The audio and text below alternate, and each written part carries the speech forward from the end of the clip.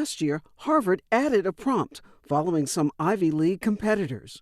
Tell us about a moment when you engaged in a difficult conversation or encountered someone with an opinion or perspective that was different from your own. And now students can opt to submit a new so-called portfolio when applying to at least 6 other colleges, measuring qualities related to civility. I think the universities, yes, they are interested in students having that practice, having built that muscle.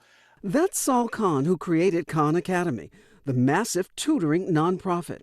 Now he has a new pilot program called Dialogues, hosted on the peer tutoring platform schoolhouse.world, where students can disagree with each other and learn from it, logging hours they've spent in discussions over Zoom where they debate each other on hot topics, from gun control to immigration and the Israel-Palestine conflict. It's so easy for us to get stuck on social media or sometimes see things on TV where people are yelling at each other. We're all in our own bubbles. But to see young people actually model how the rest of us should be. That's what gave us confidence to make this a broader program. Afterwards, students receive reviews from their peers, rating them based on their virtues like how curious or even how kind they were in a session.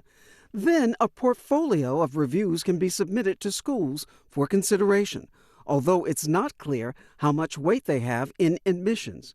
We reached out to the 6 schools Khan lists as partners and were not granted interviews. I saw that this was another application component, and I thought, this might be another way to just show who I am. John Sargent is a high school senior from Illinois. He's hoping to attend the University of Chicago next year, one of the schools considering these portfolios. I love discourse. I love debate. If that's a way to strengthen the application for that school, most certainly. The idea for Dialogues initially coming together because of Khan's conversations with University of Chicago's Dean of Admissions, Jim Nondorf, who told Ed Week he wants to accept students that, quote, add to the conversation on campus, but do it in the right way. Critics argue new platforms like this are just another way for the affluent to game the system. The New York Times running a guest essay from a sophomore at Harvard titled, Elite Colleges Have Found a New Virtue for Applicants to Fake. After that published, Vanderbilt and MIT, which once signed on to accept civility portfolios,